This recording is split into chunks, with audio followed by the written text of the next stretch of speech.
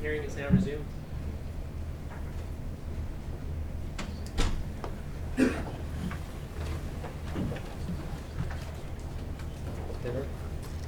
Yes, and just for the record, Mr. Timbrick of the Government of Canada.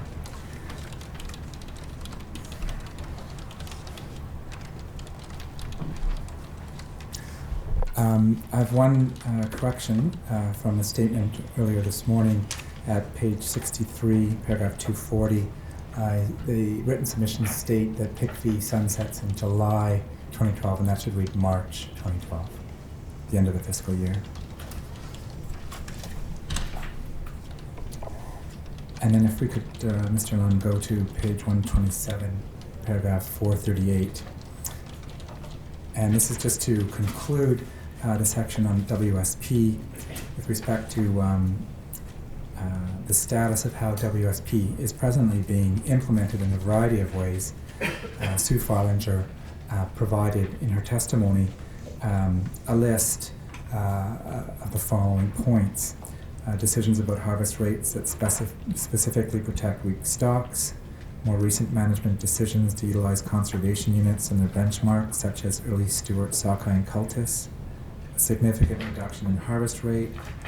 With respect to habitat, the implementation of a risk-based approach and identifying the pathways of effect, the development of a framework for habitat reviews, the allocation of science priorities, adjustments to account for in-river mortality, application of the selective fishing policy, demonstration share-based fisheries, and demonstration in-river fisheries. And so that's perhaps a helpful summary of how it's presently being applied.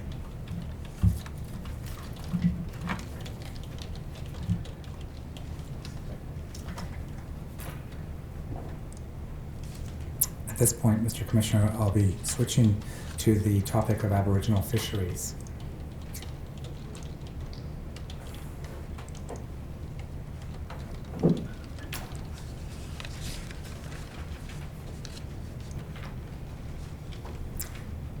And I won't be following our written submissions as closely in this part of the oral submissions. However, I have arranged for Mr. Lund to bring them up when I speak about a particular topic. So this morning, Mr. Taylor cautioned that this commission should refrain from making rulings on law or findings of fact that affect the legal rights of participants. And in addition, the participants in this inquiry have rarely had an opportunity to fully and completely test the evidence on many important issues. And with respect to the evidence of Dr. Douglas Harris, I'll use that as an example. He prepared a report and testified to the history of government regulation of the Pacific Aboriginal fishery. And while Dr. Harris is a respected academic and offered some useful evidence and historical context to the Commission, Canada respectfully submits that some of the historical and legal interpretations are controversial. We set out in Canada's reply submissions at page 66, at paragraphs 208 to 209. I'm not sure if you could bring that up, Mr. Nunn. Okay. Anyways, at that part of our reply submissions, we just note that the participants only had a few minutes to cross-examine Dr. Harris on his wide-ranging report on a topic that spanned a century or more and which summarized 2 books and numerous academic articles. In a trial proceeding, there would have been opportunity for full cross-examination and other expert evidence to balance the evidentiary record. We therefore respectively submit that any submissions based on evidence from Dr. Harris should be considered with caution and take into account the dearth of evidence before you on some of the issues he testified to. Mr. Commissioner, as you indicated in your interim report last fall, it's important that your findings and recommendations are consistent with the existing legal framework, including the law with respect to Aboriginal and treaty rights. And we submit that Policy and Practice Report number 1, titled Aboriginal and Treaty Rights Framework, is a generally fair and accurate summary of the law in this area. We have some comments that we set out in our reply submission to that report that Mark East provided on the subject last October. So with that caveat, we recommend PPR number 1 to you. So the integrated, to discuss Aboriginal issues, we suggest that the Integrated Aboriginal Policy Framework from 2006 is perhaps a good place to start. And if we go to page 138, paragraph 483 of Canada's final submissions. So in this section, we describe how in 2006 DFO developed the Integrated Aboriginal Policy Framework, and that's Exhibit 1187, as a guide for DFO employees for the renewal of DFO's Aboriginal policies and programs, to provide strategic policy direction for the development of operational guidelines and programs, and to guide DFO in discussions in collaboration with other federal agencies, provinces, territories, stakeholders, and Aboriginal groups. And if we go to paragraph 484, here we describe how the framework provides a vision or a theme to guide DFO's role in managing Aboriginal fisheries by supporting healthy and prosperous Aboriginal communities through building and supporting strong, stable relationships, working in a way that upholds the honour of the Crown, and facilitating Aboriginal participation in fisheries and aquaculture and associated economic opportunities, and in the management of aquatic resources. So we suggest that this framework provides an action plan with a number of strategies to attain the vision, and we will organize these oral submissions around these 4 points. So I'll now elaborate on these 4 points for you. So first, taking into account Aboriginal and treaty rights. And treaty rights is the Aboriginal Fisheries Framework. And we've set that out at page 143, starting at paragraph 494 of our submissions.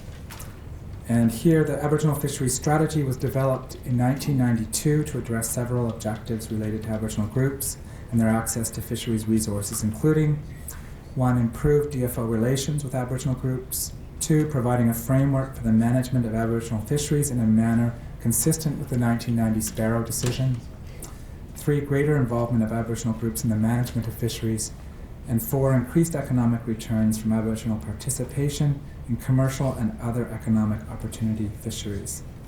So the AFS continues to be the principal mechanism supporting development of relationships with Aboriginal groups. It includes consultation, planning and implementation, and development of capacity to undertake fisheries management, stock assessment, enhancement, and habitat. Annually, DFO enters into approximately 100 AFS agreements with approximately 170 First Nations in British Columbia. The AFS is an ongoing program with annual national funding of approximately $35 million. Of that, in 2009, approximately $20 million was allocated to the Pacific region, $14 million for the cooperative management activities, and $6 million for the allocation transfer program. I'd like to now discuss the FSC allocations. Starting at page 145 of our submissions, paragraph 501, we discuss DFO policy with respect to FSC allocations and harvest under the Aboriginal Fishing Strategy. And this received some attention in the evidence before the Commission. And before I move into that, I'm wondering if Mr. Lunn, we could have PPR number 18 brought up at page 45.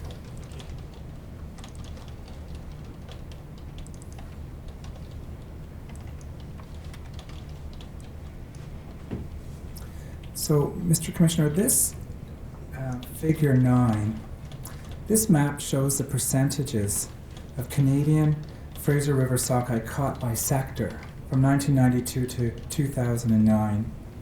And this chart demonstrates that Aboriginal FSC and pilot sales, or economic opportunity fisheries, in the early 1990s were dwarfed in comparison to the commercial fishery.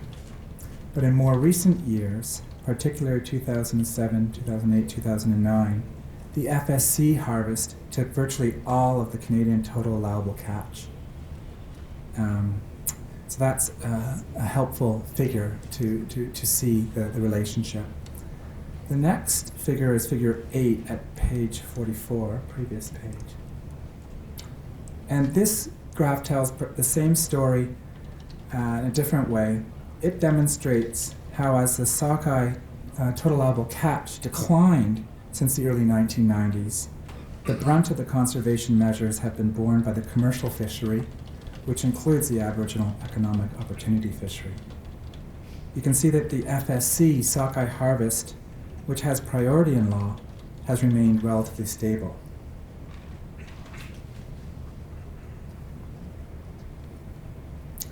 So the next point when we think about FSC, and the point there is we can see that FSC remains stable, and when there are years of low return, it encompasses almost the entire fishery, and in some cases is the entire fishery. The next point is questions about how FSC allocations are determined. Throughout the hearings, we heard from Aboriginal groups needs for increased food, social, or ceremonial FSC fisheries. And the evidence is that allocations are not set on a per capita basis. It's not a per capita allotment. Canada's submissions on this point are set out at, if we could go back to our submissions at page 145, paragraph 502. The evidence is that FSC allocations represent a negotiated outcome, taking into account the Aboriginal group's interests and needs as expressed by the group itself, and considering a number of factors including population size, 1, population size, 2, recent historical harvest levels, 3, the availability of other stocks or species, and 4, preferences and fishing capacity of the group in question. Another issue that came up is there a definition of what is food, social, or ceremonial allocations? And in response to questions from Commission Counsel during the hearings, the evidence of Crean and McGivney was that DFO does not have an approved definition of food or social or ceremonial purpose fisheries. Rather, consistent with the concept that FSC allocations are negotiated based on the group's needs and interests, DFO provides one allocation for Aboriginal groups to distribute as they see fit. This approach respects the reality that each community's needs and preferences will differ. And I won't take you there, but we have further information on this topic in our reply submissions at page 81. A third point that came up during the hearings was concerns that FSC allocations are insufficient. Some witnesses representing Aboriginal groups testified that their communities' FSC allocations under the Aboriginal fishing strategy were insufficient for their needs. And the evidence shows that allocations were initially negotiated in the early 1990s at the start of the Aboriginal fishing strategy, and that these allocations have remained relatively stable over time, as we've seen in the chart we just looked at. And some Aboriginal groups complained that these allocations were inadequate, and this was a particular concern in the Pacific Fisheries Reform process that I spoke about earlier in 2006. So, as a result of the Pacific Fisheries Reform, DFO developed a framework for evaluating, among other things, increases in FSC allocations. And so this framework provides a standardized set of guidelines and criteria for DFO officials to assess such requests in a consistent and transparent manner. And there are a number of documents relating to this framework and evidence, but we guide you towards Exhibits 1226 and Exhibit 1227 being the most assistance to you. And more detail can be found in our submissions at paragraphs. We just go 503 and 5 to 507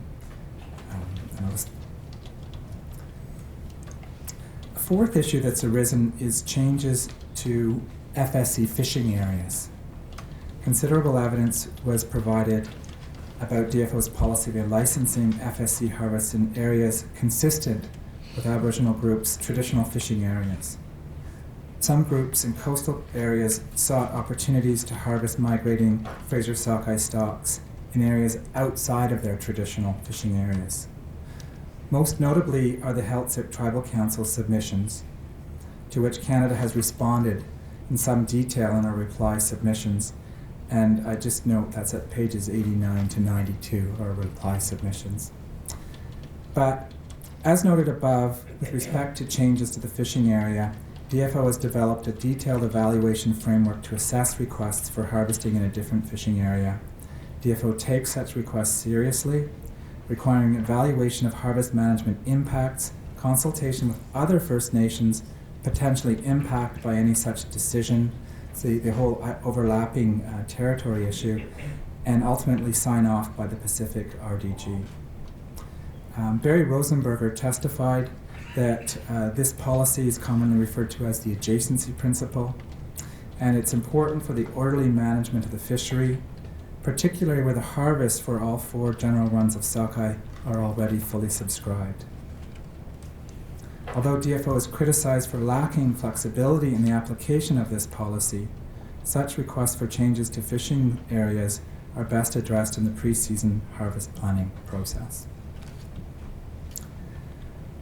If we could then go, Mr. Lund, to page 141, paragraph 46. This is a section of our submissions on consultation.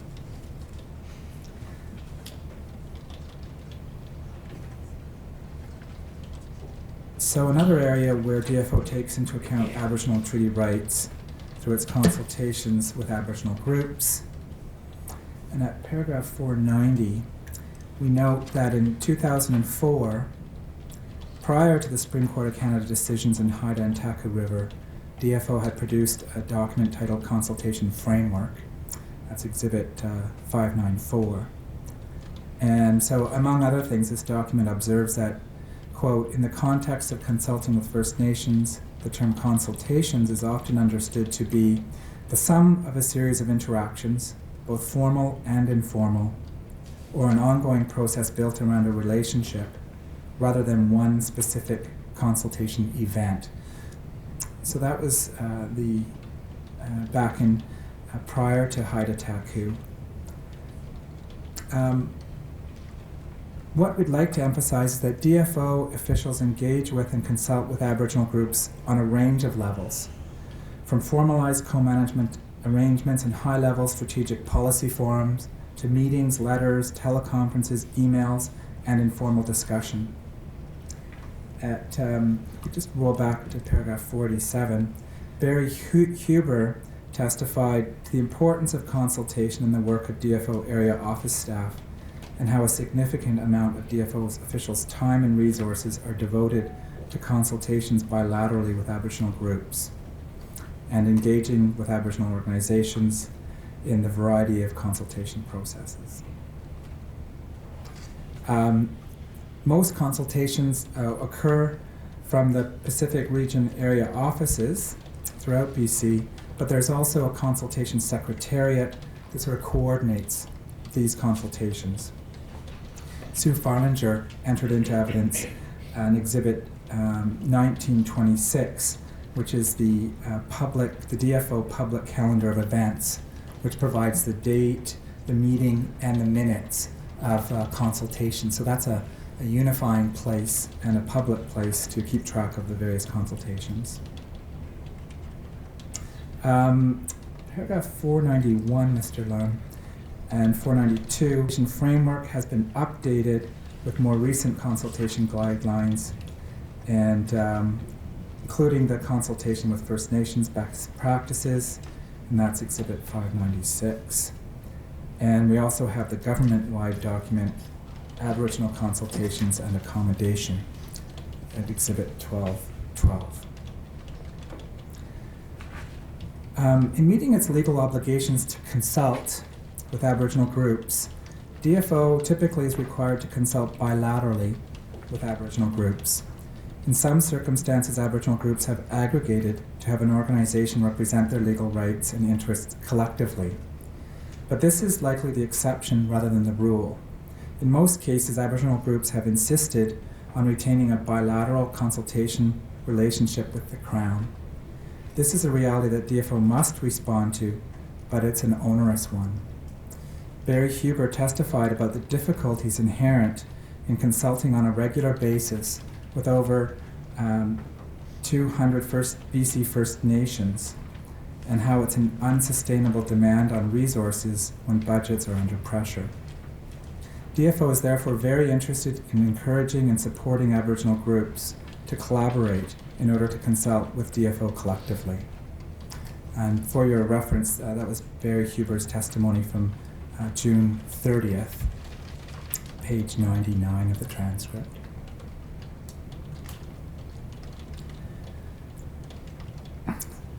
We heard evidence about recognizing rights and determining strength of claims.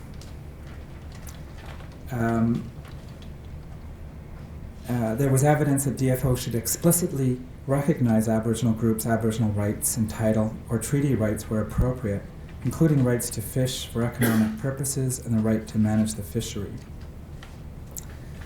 We respond to this evidence in our reply submissions at page 71 and 72.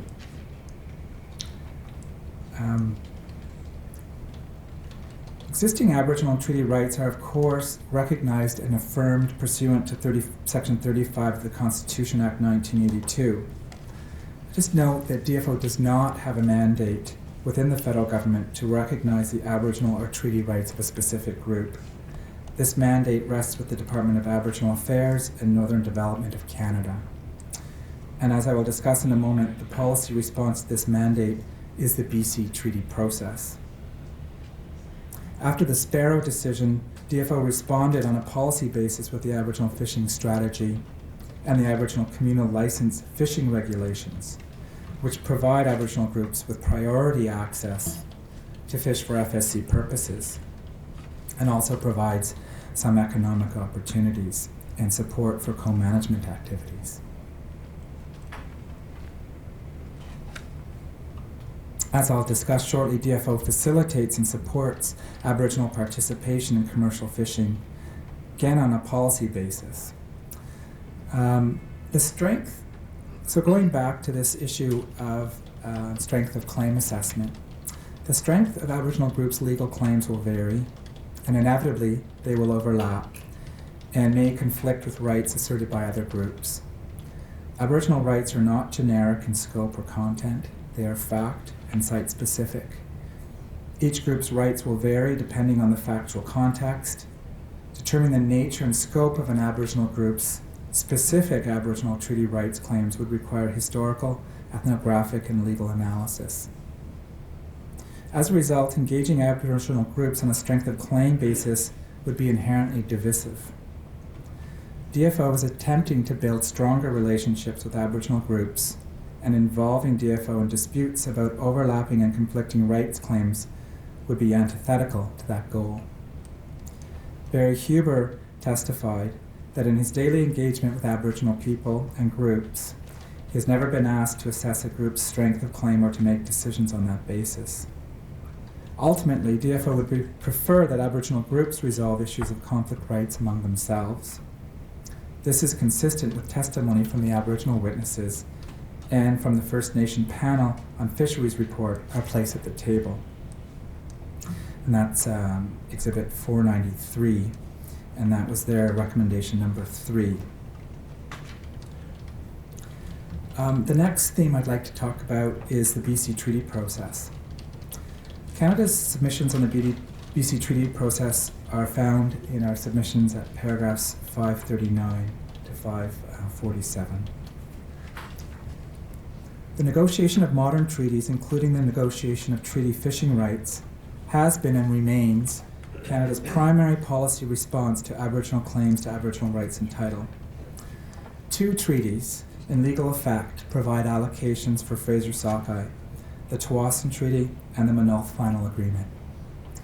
A few other agreements with specific Fraser-Sockeye allocations, such as, for example, the Yale and the Seychelles, and perhaps others, may come into effect in the next few years. We've heard some evidence about the benefits of the Tsawwassen Treaty, with Chief Kim Baird in particular commenting on how the management and self-government provisions have created more certainty around the Tsawwassen's rights, roles, and responsibilities in managing its fishery. Modern treaty negotiations under the auspices of the BC Treaty process began in the early 1990s, contemporaneous with the establishment of the AFS. Indeed, the AFS and other policies have been considered to be a bridge to treaty. Go to paragraph 548. Treaty process is complex and a long-term process, and that most Aboriginal groups in BC will not be entering into final agreements in the near to medium term.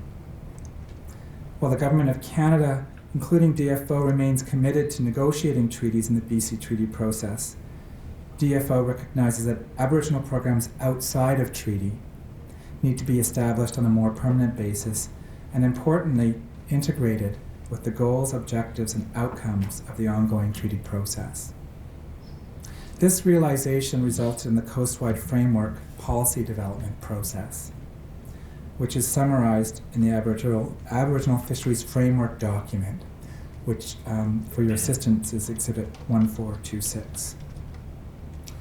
The work on the policy initiatives described in this document has been generally deferred pending the outcome of the Cohen Commission and consideration of the Commission's final report and recommendations.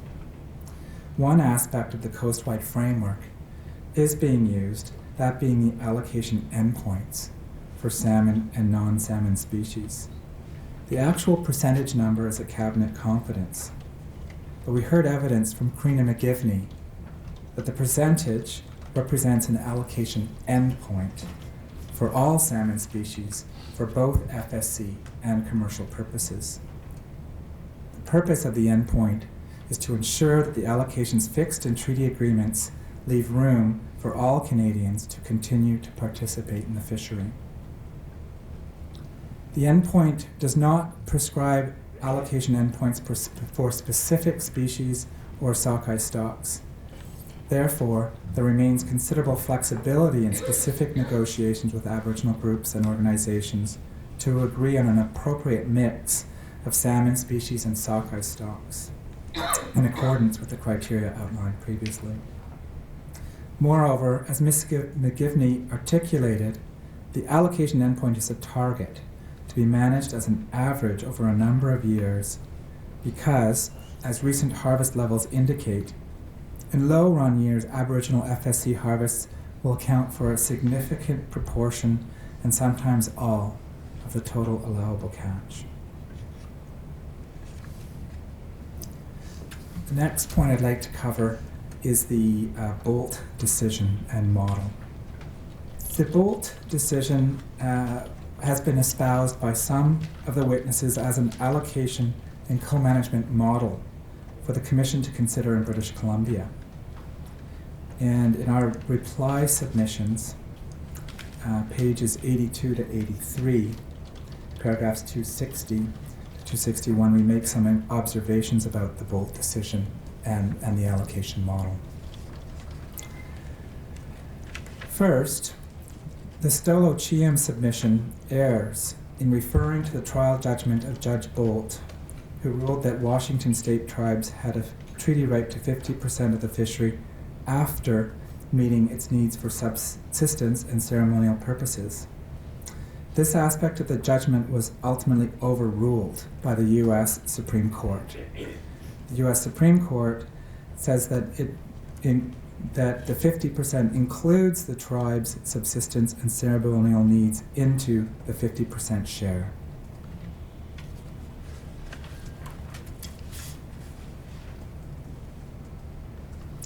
And then, most importantly, the U.S. Supreme Court was explicit in ruling that the treaty and non-treaty fishers hold equal 50-50 share in the fishery. In other words, the Washington state tribes, outside of their reserve lands, enjoyed no general priority of harvest over other fishers in the state. It's 50-50, there was no priority of FSC over the commercial fishers.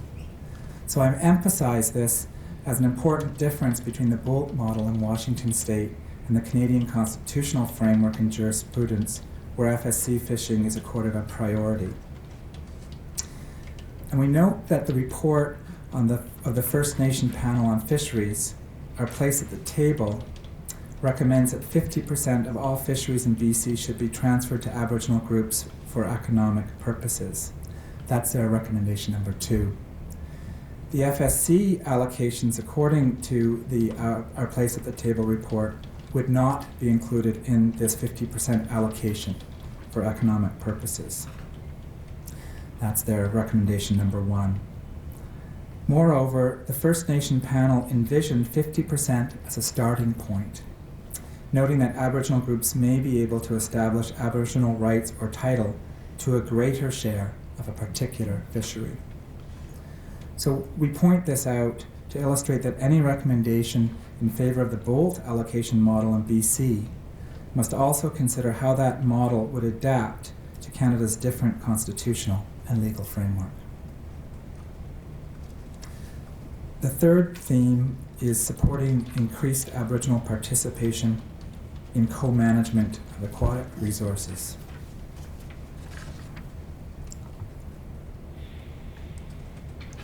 So the role of Aboriginal groups in the management of Fraser sockeye fishery has been a major theme of these hearings. From DFO's perspective, effective co-management arrangement with Aboriginal groups are essential as a means to manage the fishery in an efficient and effective manner with limited financial resources. Separate co-management arrangements with 130 individual Aboriginal groups would be obviously inefficient and unsustainable in terms of financial and human resources. DFO witnesses were at times questioned to describe DFO's vision for co-management with Aboriginal groups. There are some aspects of co-management that are immutable for at least the foreseeable future, the most important of these being the authority of the Minister of Fisheries and Oceans and the role of DFO as the overall manager of the fishery, a role recognized by the courts in R versus Nickel, Supreme Court of Canada, paragraphs 101. Barry Rosenberger also testified that an essential feature of any co-management structure is one with clearly defined roles, mandates, and responsibilities.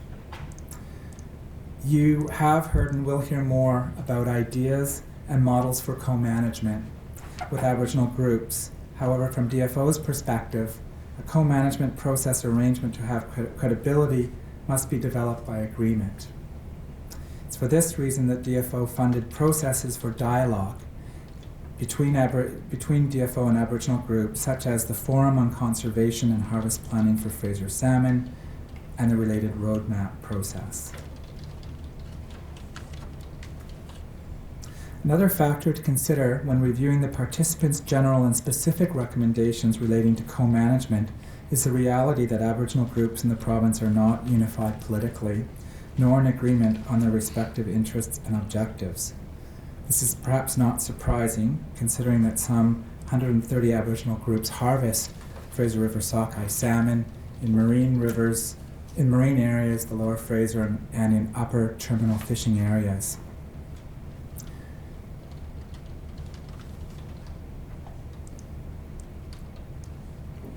We've often heard at these hearings it's for Aboriginal groups to resolve their differences themselves.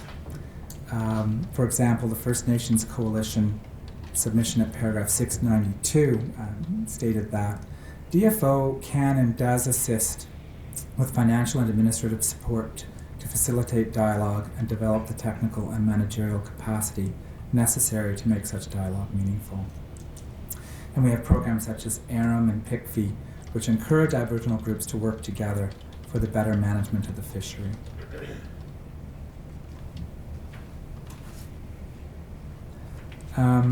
ARAM is currently funded as an ongoing program with Pacific Region, receiving between 6 to 7 million annually out of a national budget of over 11 million. And DFO provides ARAM funding to ARAM bodies through a contribution agreement.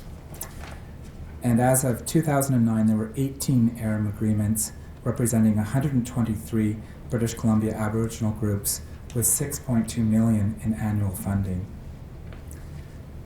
Numerous bodies and organizations discussed at this inquiry are supported by ARM funding and from other DFO programs, and these include the First Nations Fishery Council, the Fraser River Aboriginal Fisheries Secretariat, the Intertribal Treaty Organization, the First Nations Caucus to the Pacific Salmon Commission, Aboriginal representation on the Integrated Harvest and Planning Committee, the Upper Fraser Fisheries Conservation Alliance, the Lower Fraser Fisheries Alliance, and several other organizations and groups.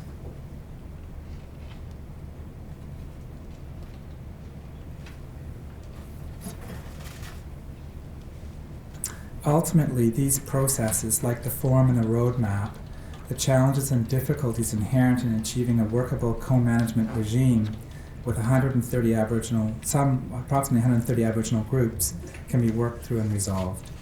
This will in turn ideally enable First Nations to have mandated representatives appointed to important Tier 3 bodies and organizations such as the Integrated Harvest Planning Committee, Fraser River Panel, and Pacific Salmon Commission. The fourth theme is to provide for increased Aboriginal participation in integrated commercial fisheries and economic opportunities. We've heard extensive evidence about the various programs that DFO has to encourage greater Aboriginal participation in an integrated commercial fishery. We start this at page 161, paragraph 551 of our submissions. And to summarize some of these programs, we have the Allocation Transfer Program is a component of the AFS. From 1994 to the present, 177 salmon licenses were acquired at a cost of over $19 million. Currently, the Pacific region of DFO receives between $4 to $6 million annually to fund the Allocation Transfer Program, of which a portion goes to acquiring salmon licenses. Certain Aboriginal groups in the Lower Fraser have access to economic opportunity fisheries, which are communal commercial fisheries, authorized for under the ACFLRs, the Aboriginal Communal Fishing License Regulations, and part of the AFS. The Pacific Integrated Commercial Fisheries Initiative, PICFI, I've spoken about earlier, and one of its goals is to provide them with greater access to diversified commercial fishing opportunities. $115 million of the PICFI budget allocated over 5 years is dedicated to acquiring a variety of fisheries access to be provided to Aboriginal groups. As of December 2010, DFO had expended approximately $70.5 million related to relinquishment of 314 licenses, including 151 salmon licenses.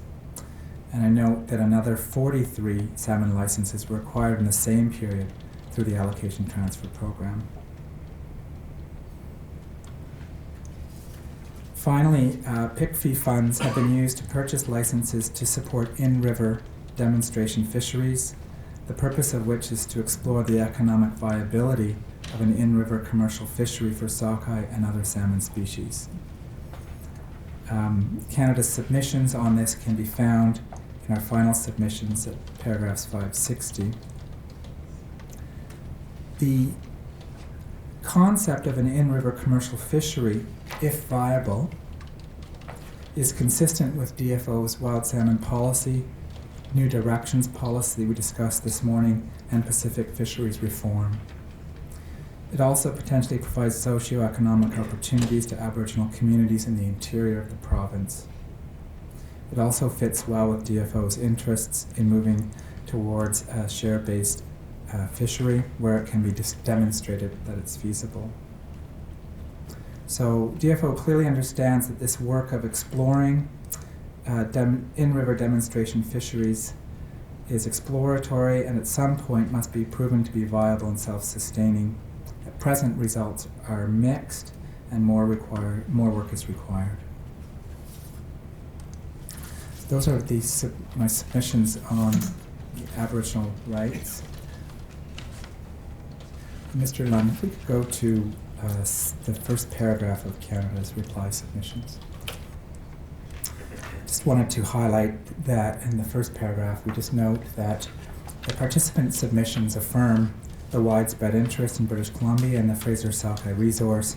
The submissions also reflect the participants' often divergent perspectives on issues related to Fraser-Sockeye and its habitat. And the participant submissions helpfully set out these divergent perspectives. They frame the issues differently, and they serve to both educate and inform us.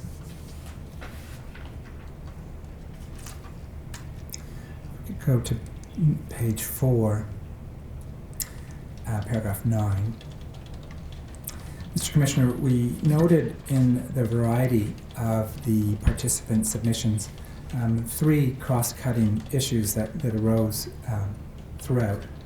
The first is over-escapement. And we've summarized the parties that have made arguments with respect to over-escapement being a likely cause of long-term decline of Fraser River sockeye. And we respectively suggest that there are some errors in these submissions, largely of omission, regarding the topic of over-escapement. So paragraph 10, we've just set out a brief summary of what we consider the important evidence that should be considered when over-escapement is considered. So we just note at paragraph 11, technical report number 10 by Dr. Randall Peterman. He concluded that, quote, our results do not support the general hypothesis that efforts to rebuild Fraser populations in recent years may have resulted in over-spawning, thereby causing substantial declines in productivities for these stocks. Paragraph 12, we note that David Marmorak, the author of the cumulative impacts, agreed with that assessment. Paragraph 13, Dr. Brian Riddle, on December 1st, 2010, clarified that although there is a finite carrying capacity in lake environments, there's no evidence that at very high levels of escapement the numbers of juveniles produces crashes. Paragraph 14, again, David Marmorak, the cumulative impact principal author, compared the analysis of Dr. Walters and Dr. Peterman, and he said, quote, so they're both excellent fisheries scientists, but what we have here is one very detailed report by Peterman and Dorner describing all their methods. On the other hand, we have an email with a graph in it. So I think that if you're going to have an apples-to-apples comparison, what we really need is a very detailed description of exactly the methods that Dr. Walters used. Because I found in many previous cases, that unless you know exactly what data and methods they're using, it's very hard to compare the conclusions. And then finally, paragraph 15, the DFO science workshop from April of this year concluded that that density dependence and delayed density dependence likely contribute to reduced productivity in a number of stocks, but are unlikely the cause of the widespread declines observed within and beyond the Fraser River. And as I recollected, they said it was only really in the Quesnel Lake where that was observed. The second cross-cutting theme is ecological benefits and economic viability of inland commercial sockeye fisheries. And paragraph 19, I think the main point, and it ties back to the reality of mixed stock fisheries. Given the importance of biodiversity, managing coastal mixed stock fisheries to harvest Fraser sockeye is very challenging. I think that's the one thing we all learned. And that harvesting at exploitation rates appropriate for large productive CUs, or even those with average productivity, will result in the over-harvesting of less productive CUs. They're all swimming together, and that's the big problem to protect biodiversity. Over time, that could result in the extirpation of some CUs and the reduction in resilience and production from all Fraser sockeye CUs. So we just note that as a factual element of how the fish return, that much of what DFO does manages to accommodate that to ensure conservation. So paragraph 20, the move towards terminal areas is seen to be one method amongst many to try to protect the weaker CUs. And at this point, DFO understands that moving towards terminal fisheries is exploratory and that more work is required, but it's certainly a tool in the toolbox. The role of paragraph 23 of socioeconomic analysis in decision-making, central to Strategy 4 of the WSP, and to a variety of policies that need to consider that. And we just highlighted here at paragraph 26 that before socioeconomic analysis can be completed, DFO sometimes undertakes pilot projects to acquire data and develop a more thorough determination of what alternative approaches for doing such analysis would require in terms of resources to assess and the implication for stakeholders. So again, there's ongoing work with the share-based management fisheries and the in-river fisheries. I'll let our reply speak for itself. There's a few cases that I'd like to just comment on that a few of the participants have raised. We can move to page 24 and paragraph 77.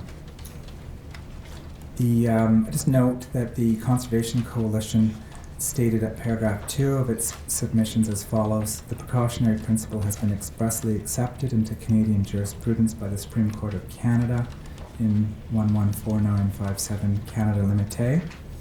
And we just note that in the paragraphs that the decision referred to, the Supreme Court of Canada only discusses whether the precautionary principle may have become a norm of customary international law without concluding that it has.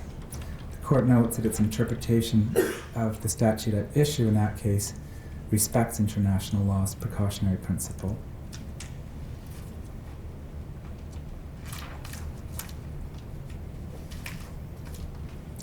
And if we could go to page 34, paragraph 114. The Conservation Coalition Recommendation 2.2 states that ensure that decision-making occurs in as transparent a fashion as possible by suggesting that ministers must give full reasons for decisions such as listing of CUs under SARA. We just note that the power to decide to list or not list a species under the Species at Risk Act is conferred on the Governing Council by the Act under Section 27(1). And further, the Act already requires the Minister to publish the reasons for any decision, either to not list a species or to refer the matter back to the Committee on the Status of Endangered Wildlife in Canada under Section 1.2. This is the submissions of the West Coast Trawler Area G Association. And so here's an example of a divergent perspective. These submissions under paragraph 136, their submission is that they contend that the purpose of the Fisheries Act is, and other federal statutes and treaties, is to provide yield, bracket harvest benefits, not conservation of fish per se. And then they cite a number of cases, and we disagree with that. We note that in paragraph 137, we say it's unnecessary for you to consider these issues in order to fulfill your mandate. And we say it's not, your mandate does not include an exercise of constitutional interpretation. For your assistance at paragraph 140, we just have summarized the court decisions, the Fisheries Act, and other relevant statutes that confirm that conservation efforts are a valid exercise of the Minister's discretion. And so we've got R versus Robertson in 1882, Fowler in 1980, R versus Sparrow in 1990, and they're all confirming that it's clear that the value of conservation has long been recognized.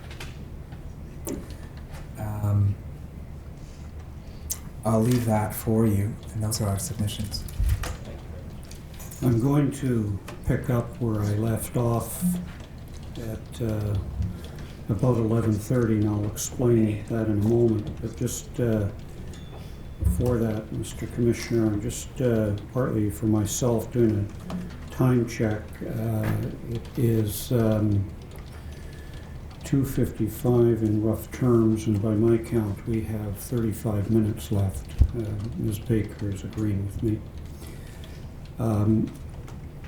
in that regard, and just to let the province who are next up know, I may even be less than 35 minutes. When we left off, I was in an area of our final submissions that is part of a section we have starting at around page 176 on instilling confidence and trust and various means to do that. And before I left off, I had covered confidence and trust amongst the parties with regard to in-season management, and I had also in that regard referred to clear rules for sharing the harvest and so forth of Fraser sockeye. I'll now turn to confidence through compliance with fishing regulations, and we deal with that at pages 179 to 181 of our written submissions. In my submissions, I'm not asking that or saying that you need to turn up these sections. I'm simply going to make my oral submissions and leave the written text with you. I may occasionally refer to particular paragraphs, but that's simply to anchor you as opposed to necessarily having you go to them.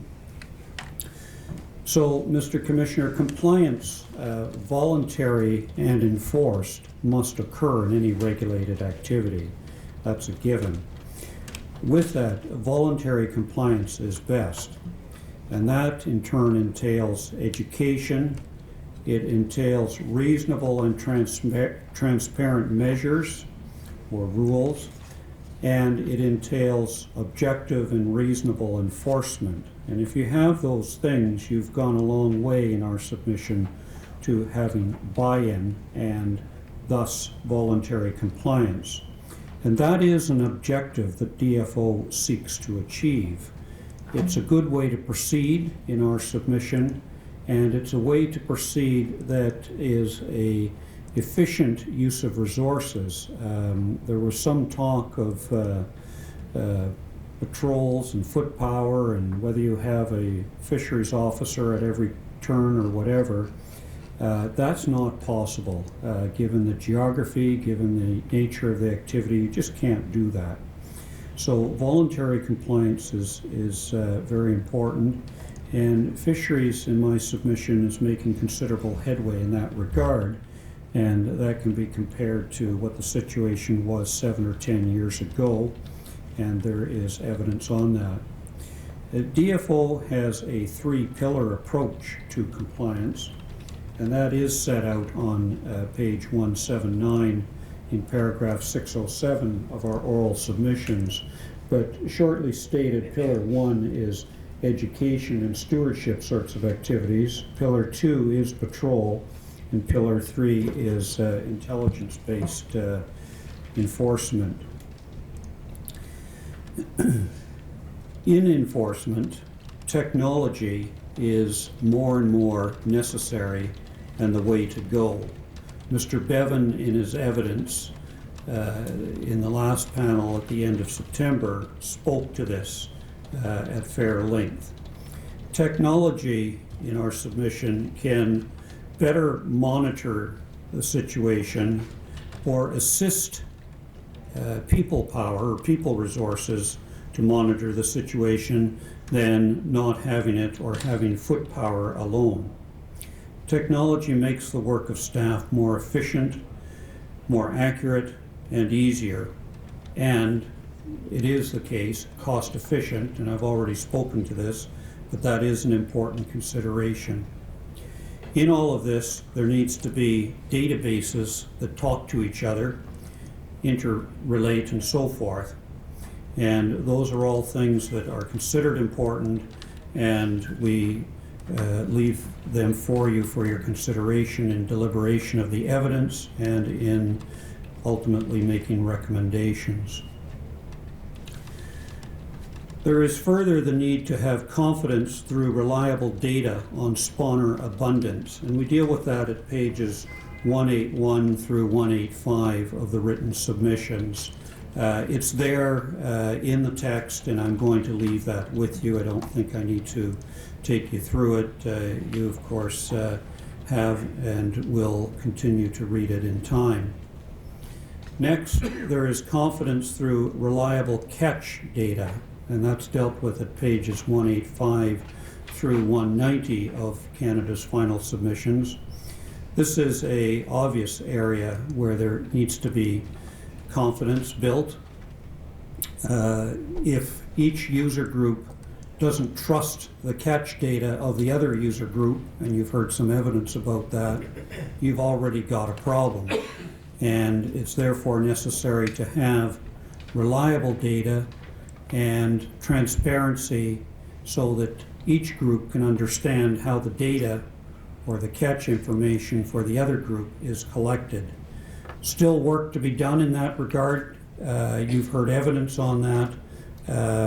Some headway is being made, but it's an area where it's important to have reliable information so that you can instill confidence. DFO is working towards efficient and effective technology, and useful recommendations in this area, amongst others, would be very informative. Now, at pages 190 to 198, and I want to turn to that now, if I may. As an overview, and saying this firstly, aquaculture and disease are two of the most highly contentious topics on which the Commission has heard evidence. And that's not surprising in that these two topics have been, that is aquaculture and disease, have been flashpoints for controversy in British Columbia for years. You, Mr. Commissioner, have heard something of the history of aquaculture, and in particular finfish aquaculture, but there's also shellfish aquaculture.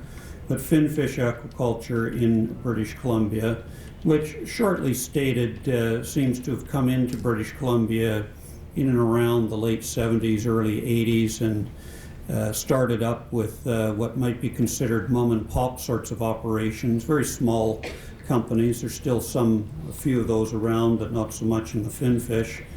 And then things went along, and through the 90s and then into the 2000s, and in particular in about the last 2 to 3 years, there's been huge consolidation in the industry, and over 90% of the finfish farms now are with 4 companies, I think it is. There have been tens or even close to 100 companies at one point in time way back. So there's been quite a change, and the long and the short of it is it's no longer, and hasn't been for some time, a mom and pop sort of operation, but much rather it's a huge, efficient, large conglomerates that are running it, and people will have opinions about that, but what it leads to is that huge capitalization and sophistication, professionalism, and ability to run things in a business-like, professional manner. What's important, of course, is the fish health and guards that are in place against any problems that might arise. We address aquaculture, as I say, not only in the pages that I've referred to in the final submissions, 190 to 198, but we also deal with it in pages 13 to 23 of our reply and 28 to 30 of our reply, where we provide some submissions in reply to the Aquaculture Coalition submissions and the Conservation Coalition submissions. Now, both the province and the BC salmon farmers address aquaculture and disease in detail in their final submissions and replies, and the Aquaculture Coalition and the Conservation Coalition and deal with aquaculture and disease in some detail in theirs. They will all speak to that, of course. With regard to the province and the BC Salmon Farmers Association, we're content to leave the detail for them to make submissions on, and I'm not going to go into a huge amount of detail in my oral submissions. I expect they will, and I'm content to rely on what they have to say about disease and aquaculture in oral as well as some of their written. Having said that, to the extent if either the province or the salmon farmers say something against Canada, I should not be taken as having agreed to it to that extent. They've got a significant amount of time that they can devote to those topics in their oral submissions. We, of course, overall have a lot of time, but not a lot of time for any one topic. Aquaculture and disease are two separate, and they should be kept separate, but overlapping topics. And they were, of course, one after the other before this commission. In terms of disease and aquaculture and science, these are two areas where science really comes into the fore. You've heard from DFO scientists and scientists from other organizations about disease and aquaculture. You've got the technical reports number 1 and 1A, which are on disease, and you've got the 4 technical report 5s. 2 of them are, if you like, the substantive reports, Dr. Noakes and Dr. Dill. The scientists have provided, those scientists as well as DFO scientists, Dr. Johnson, Dr. Jones, Dr. Miller, Dr. Garver, Dr. Shepard, there's Dr. McKenzie of one of the fish farm companies, Dr. Marty of the province, there's others that I've missed. But the scientists, each and every one of them, have provided to this commission their best professional scientific opinion on matters within their respective expertise. In our submission, the commission should place great weight on what the scientists say, testifying within their respective expertise. In a lot of areas, the scientists agree. I'm going to leave it to the salmon farmers in the province to speak to much of that, but I want to give as an example that the disease science, or disease panel scientists on the 22nd and 23rd, Drs. McWilliams and Johnson and Kent and Stevens, I think it was, and the technical report scientists on August 25, 26, 29. If I said October 22, 23, I meant August for disease. But the technical report 5 scientists on August 25, 26, 29 all agreed, with some had a couple of slight nuances, but they all agreed that the sea bottom fallout and sea lice are unlikely contributors to the 209 poor return or to pose a real threat to sockeye as a population. Some participants will nip around the edges on some of those topics, but they are really off the table as a cause. And so that's an example in our submission of where scientists agree. Now, why aren't those things a problem? Well, they're not a problem or not a cause of the decline, largely because, well, if they could be a problem, but they're not a problem because of proper husbandry and fish health management. Proper husbandry and fish health management are practiced, and so the fallout and the sea lice have been put to rest, if you like, as a ongoing problem. And furthermore, in relation to that and disease and other potential problems, generally, monitoring, testing, and enforcement is very important, and having a robust regulatory regime that provides for that and a strong industry that practices that is very important. And in our submission, you have ample evidence that those things exist.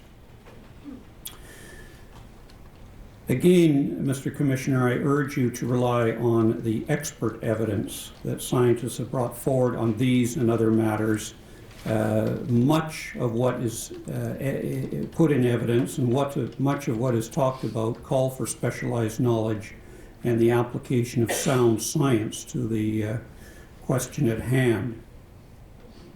You will be urged by some participants to reach conclusion on scientific matters that are based on what I will refer to as selected evidence or emotion or soapbox material. But again, I think and submit to you that objective professional science opinion is what is to be given the greatest weight. At the very least, statements and propositions based on selected evidence or emotion or soapbox material needs to be put up against the expert science opinion and conclusions and tested against that. These scientists, of course, are expert in their fields and have years of training, experience, research, laboratory work behind them. I want to spend a few moments now on the work of Dr. Christy Miller. Dr. Christy Miller's work on genomic signature has come to the fore in this commission. It's important work, it's novel work, and it remains to be seen where it will end up, but it is promising work. And it is to be encouraged and is being encouraged. But one of the things that's occurred with Dr. Miller's work is that some participants have and will continue to urge upon you that Dr. Miller has concluded or found or reached conclusion on any number of things or viruses of all sorts. And before Dr. Miller testified, long before she testified on August 24 and 25, some participants had stated in this hearing and outside this hearing, but in this hearing, that she had found any number of things. When Dr. Miller testified, she gave evidence that she hadn't found or concluded many of the things that was being said she had or should have. She has a hypothesis. Her hypothesis has altered course based on changes in what she's finding as she moves forward with her work.